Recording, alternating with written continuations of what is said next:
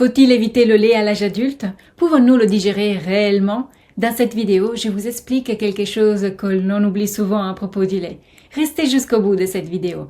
Je suis Martha Errico et j'ai créé cette chaîne pour vous expliquer très simplement comment utiliser les aliments pour une vie débordante d'énergie. Abonnez-vous à la chaîne pour ne rien manquer. Le lait est présent dans l'alimentation humaine depuis des millénaires, car il est bien plus qu'une simple boisson. Il s'agit d'un aliment complet, riche en nutriments essentiels et il possède une composition très particulière qui, si on la respecte, c'est-à-dire sans dénaturer le lait industriellement, en fait un aliment assez facile à digérer et à assimiler. Dans le lait, ces composantes sont présentes sous divers états physiques. Les lipides sont sous forme d'émulsion, ce qui les rend faciles à digérer même pour les jeunes enfants. La caséine est en suspension colloïdale, ce qui la rend très digeste.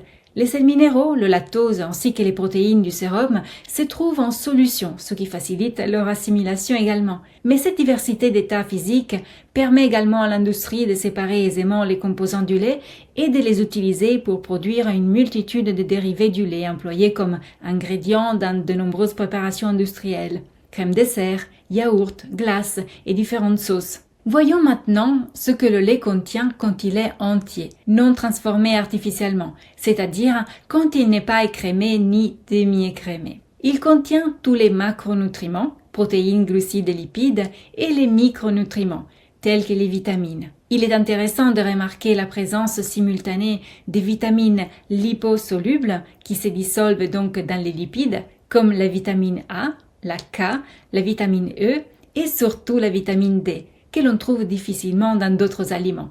Le lait en contient et il est intéressant d'en profiter. Il contient également les vitamines hydrosolubles qui se dissolvent dans l'eau, comme celles du groupe B dont nous sommes souvent en carence. Le lait contient aussi des minéraux tels que le potassium, le phosphore, le sodium, le magnésium et une toute petite quantité de fer. C'est un aliment vraiment complet qui s'intègre bien dans notre alimentation pour le bon fonctionnement des organes. Les protéines du lait sont parmi les plus faciles à assimiler et elles sont particulièrement équilibrées, ce qui d'ailleurs explique leur utilisation dans les compléments alimentaires pour les sportifs. Ces protéines contiennent tous les acides aminés essentiels à l'organisme.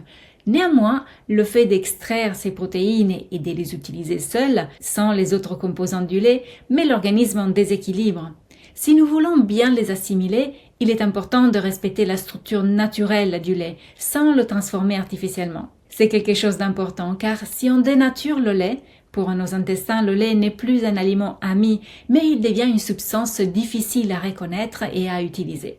Cette dénaturation du lait peut provoquer à elle seule des dommages aux intestins et les fragiliser. Une fois que les intestins sont endommagés, c'est la porte ouverte à des problèmes d'assimilation et aux intolérances alimentaires. Merci à l'industrie, à ses profits et à nos dépenses.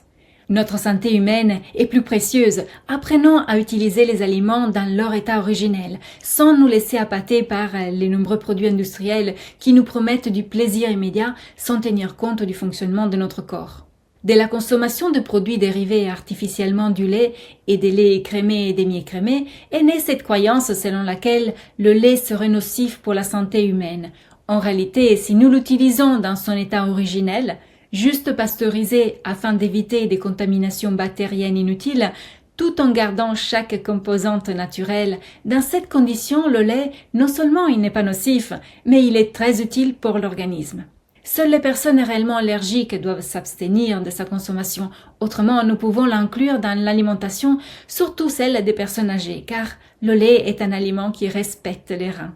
Autrefois, les personnes âgées dînaient avec un bol de lait dans lequel mettaient du pain rassis à ramollir. Ce plat très simple soutient le foie et protège les reins. Et quel est l'effet des autres composantes du lait sur nos organes?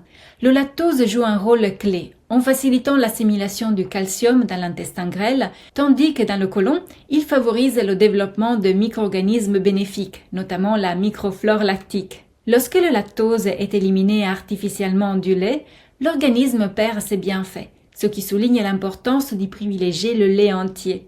Quant aux lipides, il faut sortir de cette croyance selon laquelle les graisses font grossir, car en réalité, les lipides naturels sont là pour nous aider pour maintenir le taux de glycémie stable, avoir donc une énergie plus constante, sans haut et bas, et éviter les envies de grignoter en dehors de repas. Ce n'est pas rien quand même.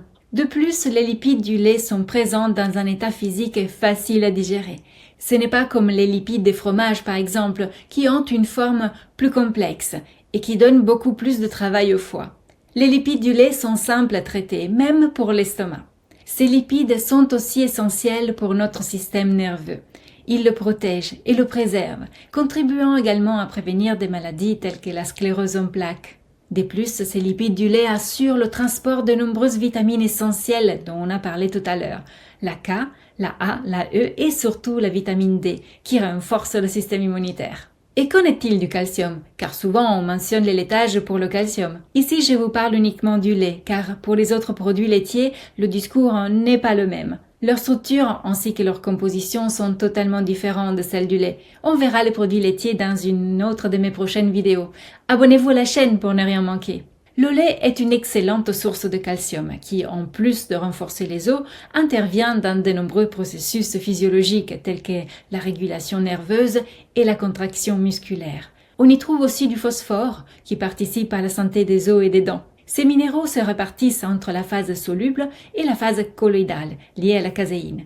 Réchauffer le lait favorise le passage de ces minéraux vers la phase colloïdale, tandis que le refroidissement inverse cette migration.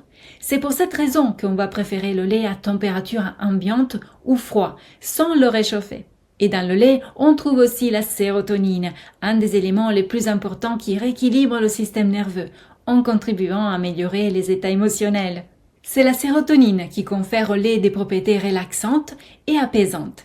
Boire un verre de lait le soir aide certains enfants à se détendre plus facilement et à mieux dormir. Le lait alors nous est utile pour prévenir les carences et maintenir l'équilibre physiologique de notre corps. Si vous souhaitez en savoir plus sur son utilisation à chaque étape de la vie et comment l'intégrer dans les repas, la formation Adapter son alimentation est faite pour vous. En suivant le lien sous cette vidéo, vous pourrez découvrir les détails de cette formation et vous inscrire dès maintenant. Je vous dis à demain pour la prochaine vidéo et d'ici là, souvenez-vous qu'il est toujours le bon moment pour prendre soin de soi et de son assiette.